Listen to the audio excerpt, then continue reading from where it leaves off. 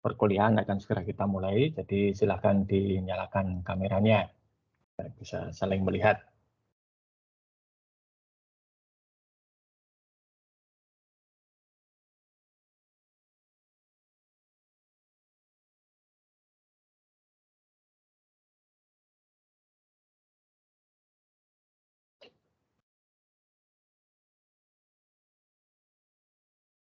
Sekali lagi, silahkan kamera dinyalakan untuk kita bisa segera mulai perkuliahan.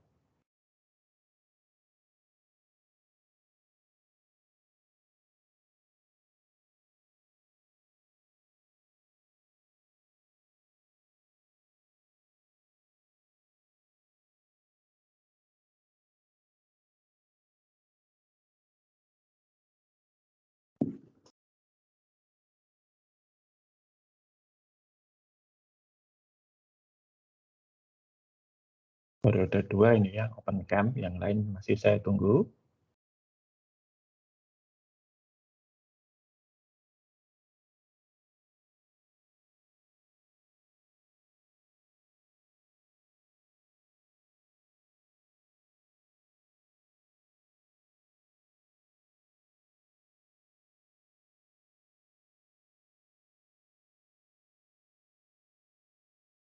Baru 6 orang. Yang lain silahkan open cam.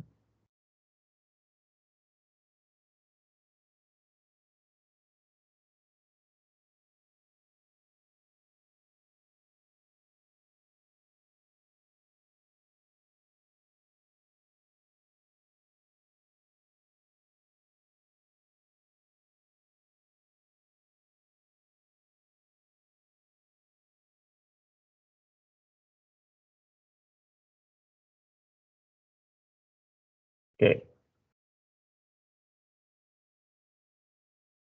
Baik, untuk hari ini kita topik bahasannya adalah mengenai data analisis. Ya.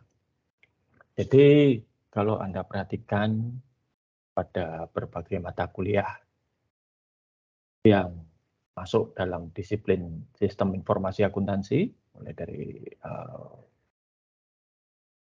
sistem informasi pengantar, SIA, SIM, analisis perencanaan sistem, dan sampai minggu lalu mengenai manajemen basis data, itu fokus pada bagaimana data itu dikumpulkan dan diproses.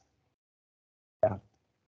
Nah, namun sekarang dengan data yang sudah terkumpul dan diproses ini, lalu mau diapakan? Ya, apakah mau dibiarkan begitu saja, disimpan sampai entah kapan, atau akan diproses lebih lanjut supaya berguna? Ya, nah inilah fokus dari analitik.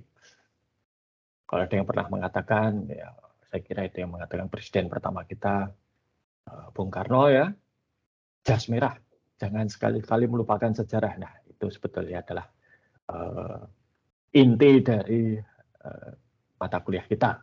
Ya. Ada data historis yang terekam, tersimpan, dan sekarang waktunya untuk dianalisis untuk kita bisa memahami apa yang terjadi. Ya. Dan apa namanya?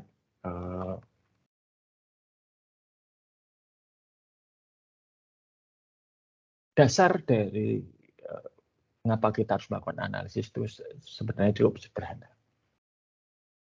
Segala sesuatu yang ada di sekitar kita itu meskipun kelihatannya kacau, chaos gitu ya, itu sebetulnya ada polanya.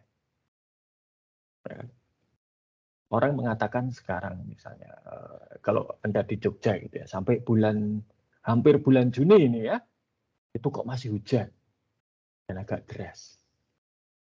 Nah, ini cuacanya tidak menentu. Nah, sebetulnya bukan tidak menentu. Hanya kalau kita lihat dari minggu ke minggu, hari ke hari memang sepertinya tidak menentu. Tapi kalau atau 1 tahun saja sudah itu tidak menentu. Tapi kita melihat data cuaca jangka panjang, kita jadi tahu bahwa oh ya memang ini ada polanya, gitu kan. Maka orang bisa mengatakan, para ilmuwan bisa mengatakan ini mungkin yang disebut sebagai La Nina, gitu kan. Ya, lawannya dari El Nino, La Nina atau El Nino, bahasa Spanyol saya tidak terlalu pandai, tapi seperti itu. Nah, itu adalah hasil dari mengamati pola cuaca selama berpuluh-puluh tahun, sehingga kemudian bisa tahu. Bahkan kita juga kemudian tahu penyebabnya apa. Ya. Global warming dan lain sebagainya itu adalah hasil dari itu. Nah, saya terus terang tidak tahu ya apakah nanti, karena sebentar lagi akan ada kurikulum baru, ya. Tapi pada kurikulum baru itu saya sudah mengusulkan untuk ada satu mata kuliah khusus pilihan, gitu ya, yang nanti kita gunakan untuk mempelajari bagaimana data itu dianalisis. Ya. Nah, meskipun sebetulnya elemen-elemen dari analisis data itu sudah ada di mata kuliah Anda yang lain. Pertama tentunya adalah mata kuliah statistik. Ya, Anda sudah dapat itu. Sebagian besar alat-alat pengolahan data itu adalah statistik. Termasuk juga machine learning dan lain sebagainya itu statistik. Ya, itu pertama. Kedua, pemahaman terhadap domain atau domain knowledge. Ya. Hanya orang akuntansi yang bisa memberitahu apa artinya perputaran persediaan itu sekian hari. Apa artinya profitabilitas itu menurun? Mengapa kok penjualan menurun? Nah, ini orang-orang yang terkait dengan bisnis yang bisa tahu. Tapi kalau kita nanti misalnya dihadapkan dengan data cuaca, data iklim, kita nggak tahu ini artinya apa. Karena kita bukan orang yang belajar secara khusus tentang cuaca. Ya, jadi ini yang disebut sebagai domain knowledge. Yang namanya angka dimasukkan ke dalam rumus, dalam persamaan, ya, ke program komputer, ya pasti keluar hasilnya. Tapi apakah angka yang dimasukkan itu betul atau tidak, tepat atau tidak, alat analisanya sesuai atau tidak, dan apa arti hasilnya, itu orang-orang pada domain tersebut yang tahu. Nah, Anda itu dianggap ya, sudah punya domain knowledge yang memadai. Ya, alat-alat yang digunakan untuk analisa juga sudah ada. Nah, mengapa saya mengusulkan adanya satu mata kuliah ini ya, supaya itu seperti merangkum jadi satu. Ya, karena kita kan punya banyak mata kuliah yang merangkum sebetulnya. Seminar itu merangkum semua yang sudah Anda pelajari, ditambah metodologi penelitian ke dalam satu proposal penelitian yang nanti siap untuk didiskusikan. Dan skripsi itu merangkum semua yang sudah Anda pelajari selama sekian tahun kuliah. Gitu kan. Pertanggungjawaban ilmiahnya ada di skripsi. Jadi, nah, seperti itu. Itu yang akan kita bahas hari ini. Lalu juga saya juga sudah meninggalkan tugas. Ya, nanti akan saya bahas dan saya jelaskan tugasnya. Oke, kita mulai saja sekarang dengan bahasan terlebih dahulu. Ya.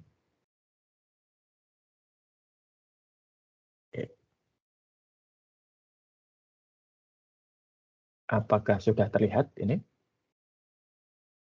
slide-nya? Sudah, Pak. Baik, terima kasih. Jadi ini analytics and its implication. Jadi analisa data itu tidak sekedar analisa lalu kita tahu hasilnya. Ini ada implikasinya, ada dampaknya. Jadi tidak, ya bisa saja sih Anda sekedar menganalisis gitu ya, tapi kemudian mau diapakan? Ingat dalam bisnis ya, dalam bisnis itu segala sesuatu aktivitas itu hanya boleh dilakukan ketika ada manfaatnya, cost benefit. Ya. Cost harus lebih rendah dari benefit. Kalau tidak ada manfaatnya atau manfaatnya lebih rendah dari biayanya, mungkin sebaiknya tidak usah dilakukan. Ini bisnis, ini usaha, bukan hobi. Nah, kalau hobi itu biaya melebihi manfaat, monggo-monggo saja, gitu ya. Saya juga bisa berargumen, hobi yang mahal itu manfaatnya juga mahal, ya. Minimal nggak stres ya. Stres itu bisa berujung nanti pada kematian. Oke. Jadi ada implikasinya. Nah, implikasinya apa? Ini nanti akan kita bahas. Ya. Nah,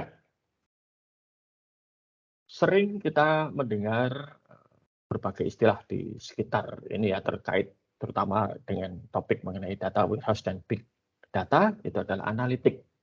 Ya, jadi analitik itu adalah analisis secara sistematik ya. Jadi ada sistematikanya maupun juga interpretasi data. Umumnya menggunakan alat matematik, statistik, dan komputasi. Manual ya bisa, tapi nanti akan sangat-sangat lama hasilnya. Untuk memperbaiki pemahaman kita mengenai kondisi di sekitar kita. Real world. Saya agak enggan menggunakan kata-kata dunia nyata gitu ya. Karena ya sekarang ada di depan kita itu ya nyata gitu, meskipun ini ada di kelas gitu ya. Jadi saya di sekitar pada prakteknya gitu lah ya. Business intelligence itu adalah sekumpulan metodologi, proses, arsitektur, dan teknologi yang mengubah data mentah menjadi informasi yang punya makna dan berguna. Nah ini ya, berguna, bermanfaat. Ini sangat penting. Jadi kalau kita lihat ya trennya itu diawali dulu dengan di dekade 60-an itu data decision support system, kemudian business intelligence, dan terakhir ini sekarang adalah analitik. Nah, analisis itu ada banyak macamnya. Ya. Pertama itu descriptive analytics. Ini menjelaskan apa yang sudah pernah terjadi. Ya. Rapot Anda yang nanti Anda terima di akhir semester sebelum Anda mendaftar kelas yang baru di semester berikutnya, itu adalah hasil analisis kinerja Anda di masa lalu. Oh, mengerjakan tugas sekian kali, masuk kuliah sekian kali, nilainya berapa, ujian bagaimana, kuis, dan seterusnya. Ya. Nah, alat-alat yang digunakan itu banyak ya, tapi bisa, dan kemudian juga dilakukan pelaporan, visualisasi, ya ini nanti juga penting ya, dashboard dan scorecard. Scorecard itu contoh ya rapot Anda itu. Lalu ada predictive analytic. Nah, ini nanti tugas Anda itu terkait dengan predictive analytic sebetulnya. Ini menggunakan teknik dan alat statistik maupun komputasi serta model untuk berdasarkan data di masa lalu untuk memprediksi apa yang akan terjadi di masa depan. Ya. Lalu ada prescriptive analytic, ini terkait dengan hasil dari predictive analytic ini lalu digunakan untuk apa. Jadi misalnya ya, nanti tugas Anda itu terkait dengan data nasabah bank. Bisa diprediksi nasabah seperti apa yang kalau ditawari buka deposito, itu akan mengatakan, ya, saya akan buka deposito. Kalau itu ada banyak atributnya, banyak variabelnya, dianalisis, itu nanti akan jadi prediksi. Nah, dari hasil prediksi itu lalu diapakan? Oh, misalnya ya, ternyata nasabah yang kalau ditawari buka deposito itu mau membuka itu adalah nasabah yang punya mobil berwarna merah. Nah, maka kemudian fokus akan diutamakan untuk prescriptive analytic ini mobil yang berwarna merah. Ya, semua nasabah yang punya mobil warna merah tawari deposito. Ini contoh ya, dan agak konyol contohnya. Atau misalnya lain yang lebih realistis ya. Mengapa kok kita kemarin di masa pandemi diminta untuk banyak cuci tangan, pakai hand sanitizer, lalu juga menutup mulut dan hidung dengan masker. Ya. Karena memang berdasarkan prediksi maupun deskriptif analitik, gitu ya, itu penularan virus COVID itu melalui droplet, ya, butiran-butiran. Dan droplet ini cukup kecil, cukup ringan untuk terbawa angin. Maka pakai masker itu satu, kalau orangnya sakit, maka dropletnya akan diharapkan sebagian besar tertahan masker. Kalaupun ada yang lolos ini nanti tidak bisa masuk ke mulut dan hidung dari orang lain, karena orang lain itu juga pakai masker. Jadi kalau ada dua orang berdekatan sama-sama pakai masker, itu kemungkinan saling menularkan lebih jauh lebih kecil. Lalu mengapa hand sanitizer? Karena ternyata droplet ini bisa menempel pada benda-benda yang sering disentuh manusia, dan kemudian tangan manusia ini menyentuh entah hidung, mulut, telinga, mata, gitu ya kan.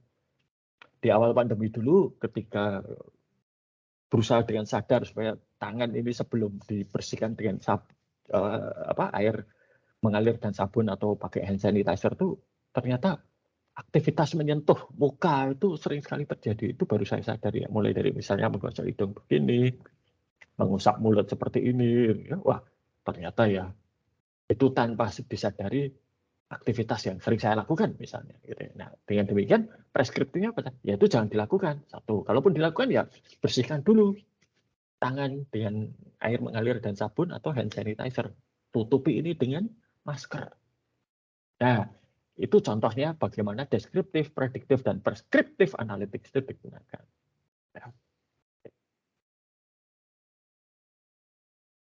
Nah, ini riwayatnya ya. Di Business Intelligence and Analytics ini ya. Ini yang versi 1 itu fokus pada data kuantitatif dengan sebagian besar berasal dari basis data relasional.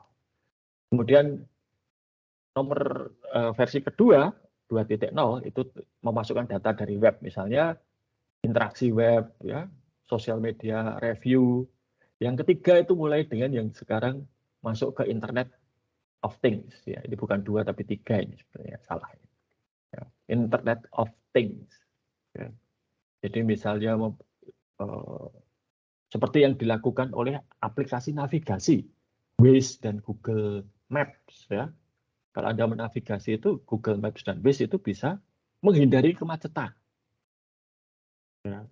Sehingga mereka itu mencari tahu apa yang terjadi di depan, ya, berdasarkan posisi para pengguna Waze dan Google Maps, ya, kemudian bisa memetakan, oh ini ternyata macet, dan dicarikan jalur alternatif yang lebih lancar.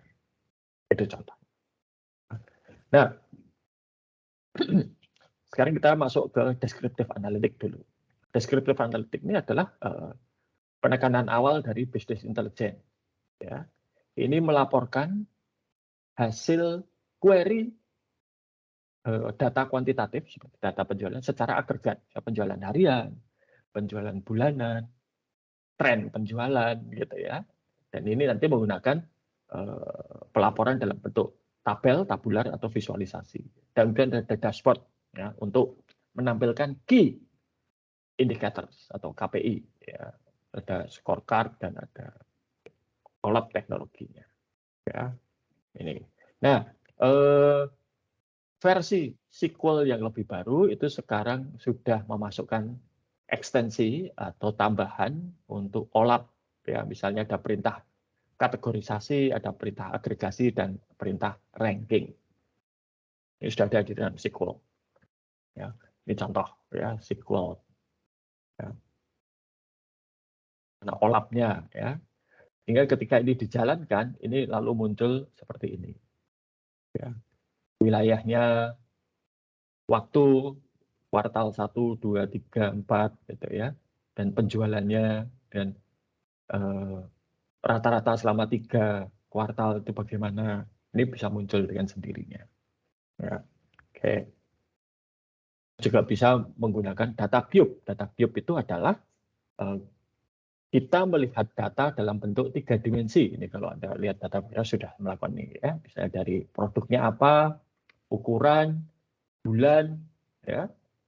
Jadi produknya apa, waktu, penjualan, dan ukuran. Sehingga bisa kita lihat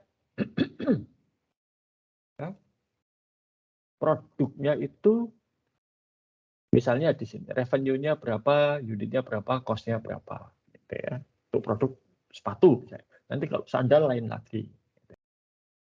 Bisa drill down sampai ke data yang paling detail. Ya, ini. Nah, banyak orang itu yang kalau melihat angka sering sekali tidak langsung memahami. Butuh waktu yang lama untuk membaca dan oh ya itu artinya. Maka kemudian dilengkapi dengan visualisasi data. Konon katanya satu gambar itu bisa bercerita ribuan kata. Kalau itu benar-benar terjadi ya novel Harry Potter itu mungkin hanya beberapa puluh halaman gitu ya. Tapi memang ada kebenaran juga bahwa sering sekali kita melihat untuk menyederhanakan informasi yang disampaikan supaya cepat untuk dipahami ada visualisasi. Ya, ini. Maka Anda juga bisa melihat banyak yang namanya infografis. Nah, ini contoh adalah dashboard. Ini kalau Anda pakai fasilitas, nggak usah pakai fasilitas, Anda pakai email dari kampus ya yang @students.jcid, Anda bisa mengunduh satu alat ini gratis ya dari Microsoft namanya Power BI. Dengan Power BI itu Anda bisa ambil data dan kemudian bisa membuat dashboard. Nah, ini seperti ini. Jadi dashboard itu ya sama seperti dashboard di mobil itu ya. Dengan melihat sekilas kita tahu, oh kecepatan kita sekian, oh putaran mesin sekian. Putaran mesin itu kan biasanya ada batas aman gitu ya. Atau kalau Anda masih pakai persneling manual, di mobil tahu, oh ini saatnya pindah persneling. Karena apa? Untuk di gigi ini sudah mencapai sekian RPM. Oh ini kok gigi ini sudah turun, berarti pindah gigi yang lebih rendah dan seterusnya. Ini visualisasi seperti ini. Sebelum ke sana, tapi visualisasi itu juga tidak terbatas hanya pada diagram batang, diagram garis, pie chart gitu ya. Ada sekarang seni visualisasi yang lain. Nah, ini yang akan saya share. Ini ada satu artis yang juga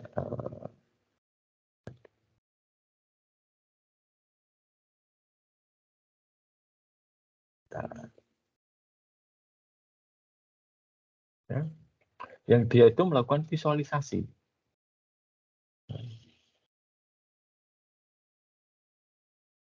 Namanya visual cinnamon. Nah ini, nah seperti ini, ya. Jadi visualisasi data itu tidak hanya sekedar diagram batang, garis, chart, pie chart gitu ya, tapi bisa seperti ini misalnya.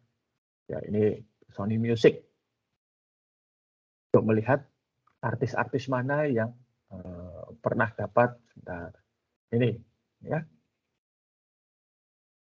gold record.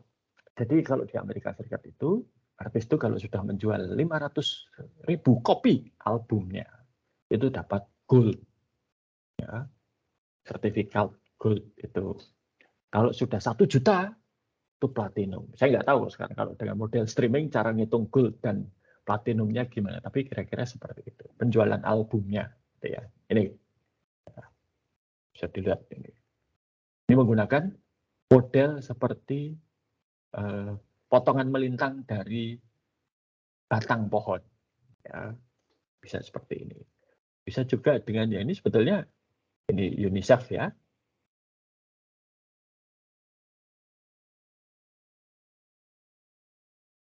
Ini dari Giga Project ya. Nah, ini kan sebetulnya adalah diagram batang, tapi ditambahi dengan berbagai hiasan sehingga kelihatan lebih menarik ya, disusun sedemikian rupa.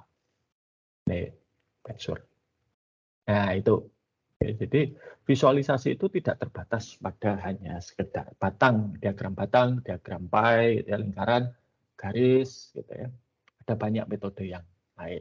Oke, saya lanjutkan dulu. Jadi itu tadi deskriptif, menjelaskan apa yang sedang terjadi atau sudah terjadi secara deskripsi. Dan ada prediktif analitik. Dari data masa lalu, kita bisa memprediksi apa yang akan terjadi di masa depan. Ya, ini. Jadi menggunakan alat statistik dan komputasi, ya, menggunakan data masa lalu dan peristiwa masa sekarang, membuat model untuk memprediksi apa yang akan terjadi.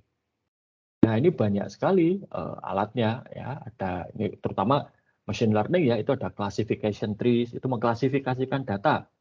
Lalu ada regresi linear dan regresi logistik ya, time series analysis, Bayesian modeling dan lain sebagainya. Minimal Anda pasti sudah kenal regresi linear, baik yang sederhana maupun berganda. Itu alat yang sangat ampuh untuk memprediksi. Ya. Nah, masalahnya sekarang adalah data itu banyak sekali dan tercampur-campur. Maka kita perlu alat untuk menggali data tersebut. Ya. Mencari data yang kita butuhkan. Mencari data yang bermanfaat di antara tumpukan banyak data. Jadi, misalnya kita akan meramalkan tren penjualan. Otomatis data penjualan itu pasti kita butuhkan. Ya. Tapi apakah ada data lain yang perlu kita masukkan? Misalnya, apakah data produksi itu perlu kita masukkan dalam meramal tren penjualan? Mungkin perlu, karena apa? Kalau ini perusahaan manufaktur ya. Karena mungkin saja penjualan itu terpengaruh dengan naik turunnya kapasitas produksi. Begitu mesin rusak, langsung kapasitas produksi menurun dan otomatis penjualan menurun.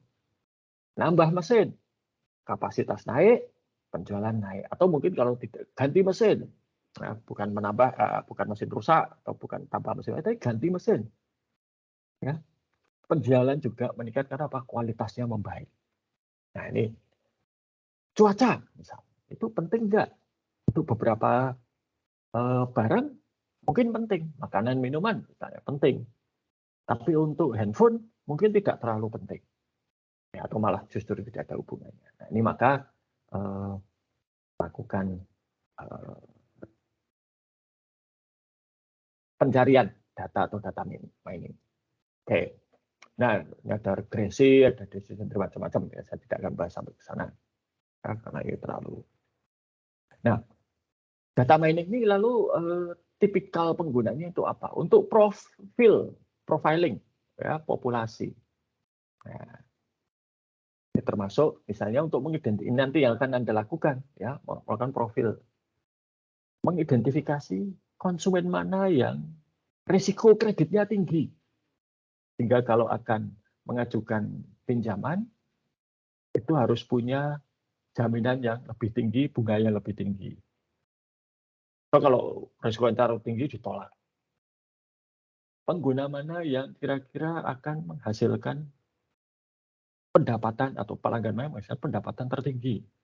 Sekarang saya yakin operator-operator seluler di Indonesia itu sedang menganalisis daerah-daerah mana yang nantinya akan digelari pertama kali di Indonesia jaringan 5G.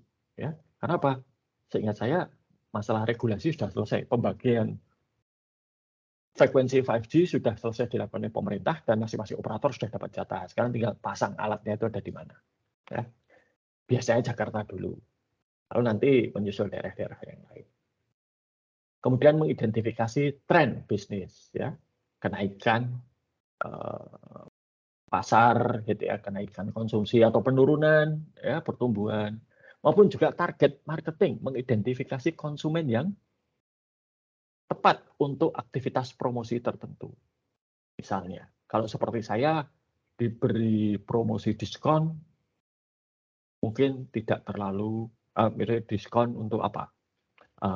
Popok bayi, ya, sehingga percuma saya nggak akan beli. Anda juga diberi promosi popok bayi, tidak akan tertarik karena saya sudah tidak punya bayi, Anda mungkin belum punya bayi, ya, belum punya anak yang masih bayi.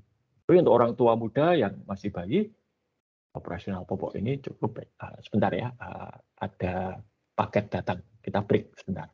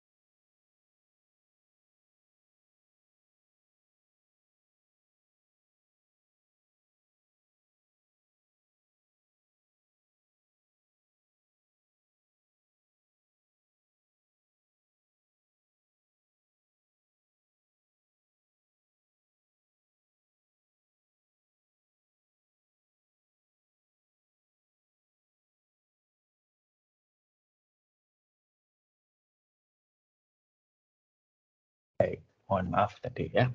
Ada paket biasa gangguan domestik. Oke. Target marketing tadi sudah ya. Oke. Lalu juga usage analysis.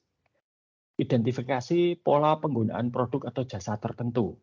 Nah, ini yang menyebabkan misalnya kalau kalian Gojek atau Grab itu pada jam tertentu itu harganya jadi lebih mahal daripada jam-jam yang lain. Diskon ongkos kirim misalnya itu terjadi pada waktu-waktu tertentu. Ya, ini karena mereka mengidentifikasi pola penggunaan pada yang jam-jam tertentu itu kok sepi, maka untuk menarik diberi diskon. Ya. Efektivitas kampanye, ini terkait nanti misalnya parpol gitu ya, kampanye itu untuk menjangkau orang tua paling efektif pakai apa? Surat kabar kah? Televisi, radio? Kalau anak muda usia Anda apa yang paling efektif? Dialog kah? Sosial media kah? TikTok kah? Seperti itu ya. Lalu mengidentifikasi ini produk yang dibeli secara bersamaan. Misalnya orang beli komputer bareng dengan tas, laptop itu bareng dengan tas laptop, atau orang beli mouse bareng dengan keyboard seperti itu. Lalu juga meneliti ini menganalisis berapa orang yang meninggalkan atau berapa konsumen yang sudah tidak lagi membeli atau berapa orang konsumen yang masih setia. Nih, churn itu artinya konsumen yang meninggalkan kita, gitu ya. Tidak setia. Nah, tidak setia itu kenapa? Ini harus diteliti, gitu ya. Ya, lalu juga analisa profitabilitas. Ya. Seperti PT Coca-Cola itu, kalau Anda lihat mereka sekarang dulu itu punya banyak produk non soda, ya. Ada susu, ada teh, ada air putih, gitu ya. Nah, belakangan baru mereka melihat bahwa meskipun air putih mereka Ades itu laris, penjualannya tinggi, ternyata itu rugi. Rugi dalam artian, waduh, biaya produksi dan segala macam itu lebih rendah dari harga jual. Ya, maka kalaupun untung, itu untungnya sangat kecil, marginnya sangat tipis. Maka sepertinya mereka sekarang kan beralih, itu sudah tidak lagi menjadi fokus penjualan. Meskipun Ades itu termasuk salah satu produk yang paling laris di Coca-Cola. Ya, customer value analysis, melihat konsumen mana yang paling menguntungkan. Ya. Sebagai contoh, kalau Anda pernah melihat bank itu ada yang namanya preferred banking atau platinum banking, ataupun pokoknya konsumen-konsumen khusus yang mereka itu diperhatikan secara khusus. Ya. Contohnya saya ada teman pengusaha, ya, dia kalau datang ke kantor cabang sebuah bank, itu pimpinan cabangnya wajib menemui dia. Karena dia adalah konsumen yang memiliki akun besar dan sering bertransaksi dalam jumlah besar. Bayar gaji lah, bayar supplier, ya, beli peralatan ini itu, kredit ini itu, sehingga dia itu sangat berharga, yang menguntungkan. Kalau seperti saya, ya silahkan antri gitu ya, ke customer service. Tapi kalau pengusaha ini datang, pimpinan cabang wajib menemui. Kalau ada, kalau enggak ya wakilnya atau siapapun yang pangkatnya paling tinggi. Lalu upselling, ya, mengidentifikasi produk atau jasa untuk dijual ke konsumen berdasarkan lifestyle, ya, dan critical event. Misalnya, wah, udah lama nggak ada konser ya, tapi sering sekali saya dulu pernah melihat ketika, dan kebetulan saya ngurus, saya nggak nonton gitu ya, saya males. Ada konser Maroon 5 di Singapura. Wah, istri saya dan teman-temannya ingin nonton. Nah, itu ditawarkan paketnya, ada paket nontonnya sendiri, itu pun ada kelas-kelasnya, ya, kemudian paket penerbangan beserta dari Indonesia ke Singapura, waktu itu konsernya di Singapura, penginapan dan sebagainya. Ini bisa di-upsell gitu ya. Atau nambah sedikit dari kelas ekonomi naik jadi kelas bisnis. Seperti itu juga bisa. Oke, lalu ini berbagai macam. Nah, lalu prescriptive analytics, ya, menggunakan optimasi dan alat simulasi untuk memberikan saran apa tindakan yang terbaik. Nah, saya tanya, Anda semua ambil operations research kan? Ambil nggak operation research? Mata kuliah operation research ambil nggak? Halo?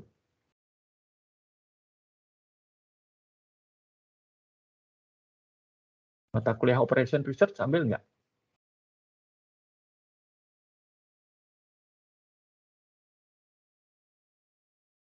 Apakah suara saya terdengar? Mirena, kamu ambil mata kuliah operation research nggak? Tidak, Pak. Tidak. Wajib nggak sih itu? Enggak ya? Sudah enggak. Oke, ya sudah. Di masa lalu, saya itu dulu operation research itu wajib. Nah, di operation research ini ada yang namanya pemrograman linier. Mungkin di SMA Anda pernah dapat. Jadi ini mencoba untuk membuat perhitungan, ya, bagaimana memaksimalkan atau meminimalkan satu persamaan dengan berbagai macam kendala. Ya. Contoh misalnya ini yang kemarin itu rame-rame ya, trading, membeli saham, valuta asing gitu ya, pakai robot.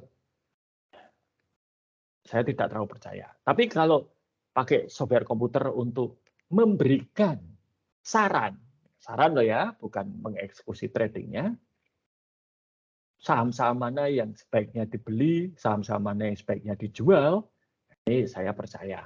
Gitu ya. Kenapa? Ini bisa dilakukan analisisnya dan ada ilmunya.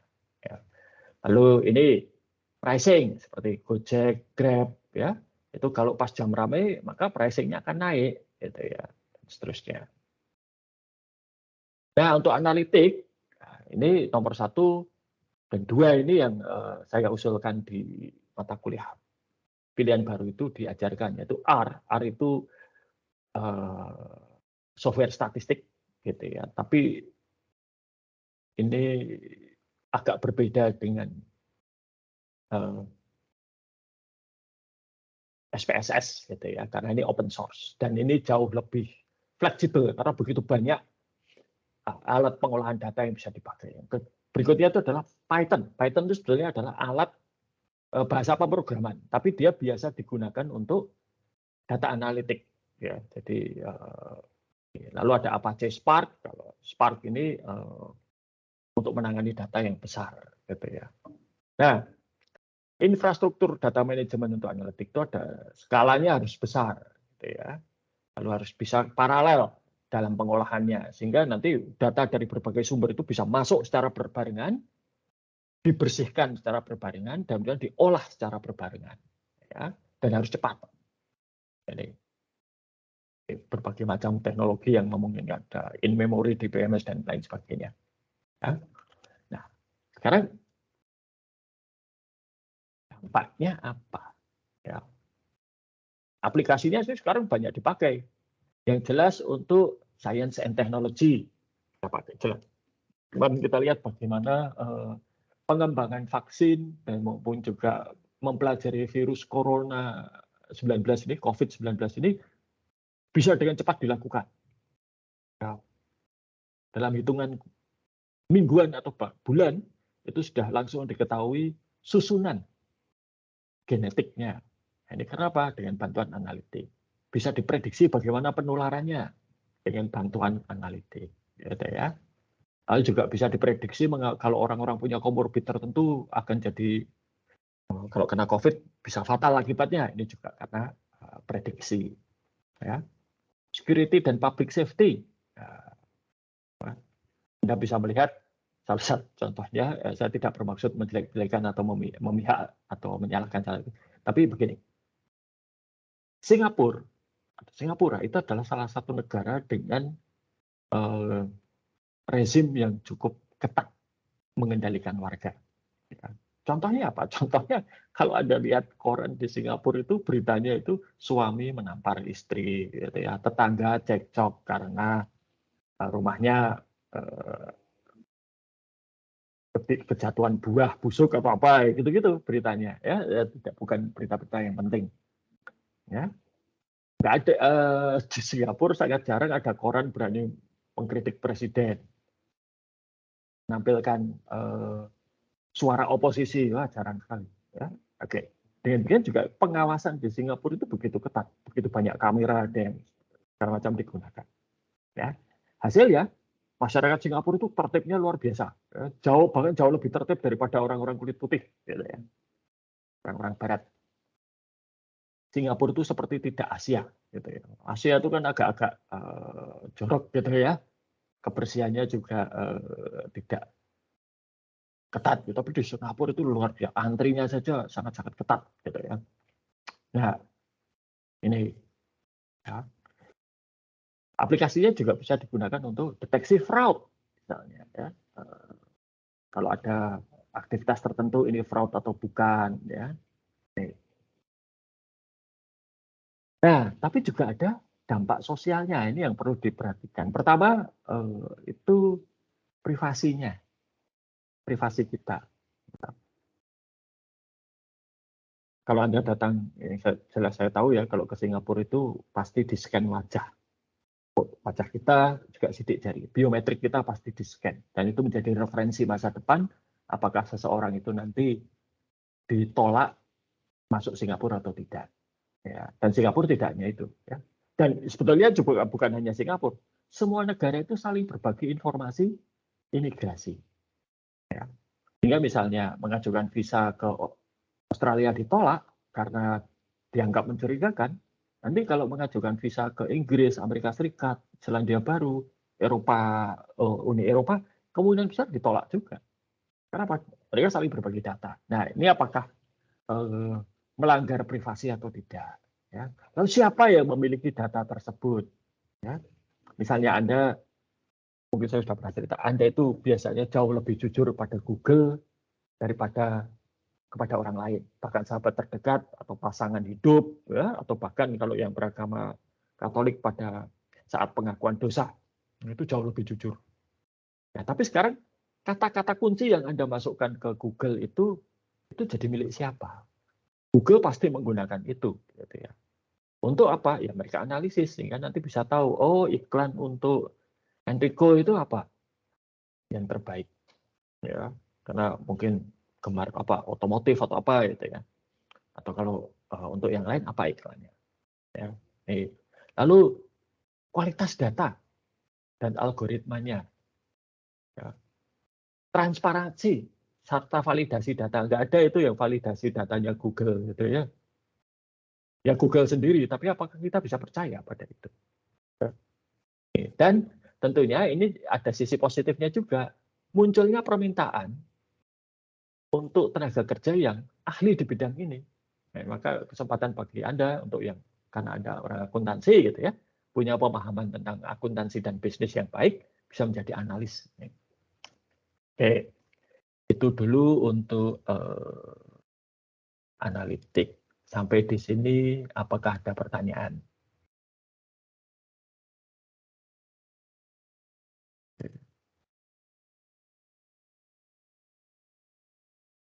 Oke, kalau tidak, saya akan share gitu ya tugasnya. Pertama, ini harus dilihat dulu filenya. Oke. Jadi ini filenya, ya. Ada berapa ribu ini? Cukup banyak ini. Makanya saya beri waktu agak lama ya untuk mengerjakan. Ada 41.000 lebih baris data. Ya. Ini adalah data nasabah yang namanya dan alamatnya sudah dihilangkan. Ya. Sehingga ini tidak, beberapa data yang sensitif sudah dihilangkan. Ya. Dan ini ya mohon maaf, ini bahasa Inggris. Gitu kan. Ini ada data, ini ada umur, ada pekerjaan yaitu pembantu rumah tangga, bergerak di bidang jasa, nanti ada keterangannya ya. Kemudian status pernikahan, menikah, bujangan, bercerai, ada yang tidak diketahui gitu ya, ada yang widowed artinya cerai mati gitu ya. Lalu ini apa edukasinya sekolah 4 tahun, lulus SMA, sekolah 6 tahun, ya, sekolah 9 tahun, professional course mungkin seperti akuntan atau yang lain gitu ya, seterusnya, atau juga tidak diketahui. Default artinya punya tunggaan atau tidak, tunggakan pinjaman. Kalau pinjaman atau kredit default artinya nggak bisa bayar, nunggak, tidak, ya tidak diketahui. Lalu kemudian punya pinjaman nggak? Ini saya buka aja anunya ya, yang penjelasan datanya ya, biar gampang. Itu tadi profil datanya ya.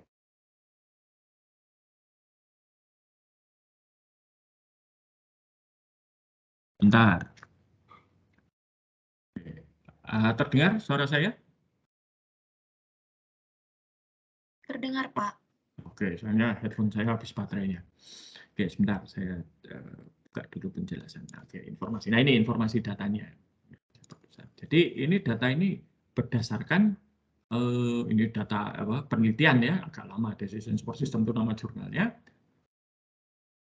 memprediksi kesuksesan telemarketing. Ya, jadi ini benar-benar dari bank di Portugal.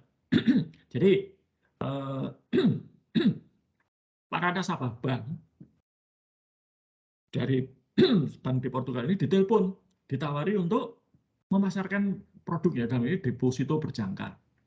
Kalau perlu ditelepon lebih dari 1 kali. Ya. Hasilnya nanti adalah apakah nasabah akan membuka rekening deposito atau tidak.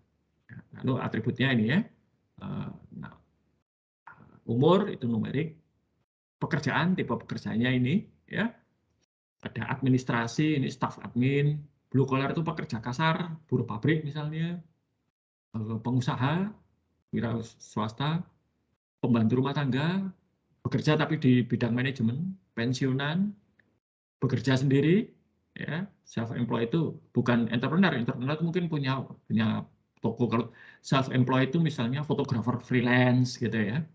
Lalu di bidang jasa, mahasiswa, teknisi, tidak bekerja atau tidak diketahui. Lalu status, ya, nah ini ternyata cerai itu bisa cerai hidup maupun cerai mati ya, status pernikahan. Lalu pendidikan, punya tunggaan tidak, punya KPR tidak, housing itu KPR ya, kredit kepemilikan rumah. Punya pinjaman yang lain tidak, personal loan gitu ya. Oke, lalu ini mulai terkait dengan caranya mereka dihubungi kampanye ya. Tipenya apa? Di telepon rumah atau telepon handphone mereka. Kapan terakhir mereka ditelepon? Ya. Lalu hari apa? Durasinya, ya. Berapa lama ditelepon? Ya. Lalu berapa kali mereka dihubungi? Ya. Lalu berapa lama setelah mereka ditelepon terakhir hari ya? Dan seterusnya. Nanti Anda bisa lihat hasil akhirnya apa? Ini ada 20 variabel di sini. Ini X-nya. Ya. Y-nya itu adalah apakah si pelanggan ini variabel ke-21 akan membuka rekening deposito atau tidak. Nah, Anda diminta untuk melakukan prediktif analitik. Jadi dari 20 variabel ini, mana yang akan membuat Y? Ya, mana variabel-variabel yang paling besar pengaruhnya untuk seorang nasabah itu mengatakan, ya saya akan buka deposito. Misalnya, apakah kalau ditelepon pakai telepon seluler, lebih besar kemungkinannya dia membuka daripada telepon rumah. Apakah kalau pensiunan lebih mungkin menolak ditawari deposito atau apa? Jadi yang variabelnya apa? Apakah variabel pekerjaan? Apakah variabel punya tunggaan kredit atau tidak? Punya KPR atau tidak? Atau apa? Yang mana ini? Ya, mana yang paling mempengaruhi? Ini nanti yang harus Anda kerjakan. Ya, dan waktunya cukup lama. Sebentar, kalau saya lihat itu masih 3 minggu lagi, ya, sekitar 20 hari. Dikerjakan secara berkelompok. Jadi Anda satu, hasil analisisnya apa, dan visualisasi. Ya, saya butuh visual. Mungkin Anda mau membuat kelompok umur dan lain sebagainya, terserah, silakan. Anda harus menjelaskan proses analisis, ya, alat yang digunakan apa, variabel yang dianalisis apa, ya, alat analisisnya apa, apakah pakai, oh saya pakai deskriptif analitik Pak, oh saya pergi ke dukun Pak, misalnya, ya boleh-boleh saja, ya. Dan dijelaskan, ya. Ini, jadi harus dijelaskan prosesnya, kami menganalisis dengan alat ini yang dianalisis variabel apa saja, ya. Variabel ini tidak dianalisis, kenapa? Misalnya seperti itu. Ya, itu untuk tugasnya. Oke, apakah ada pertanyaan mengenai tugas?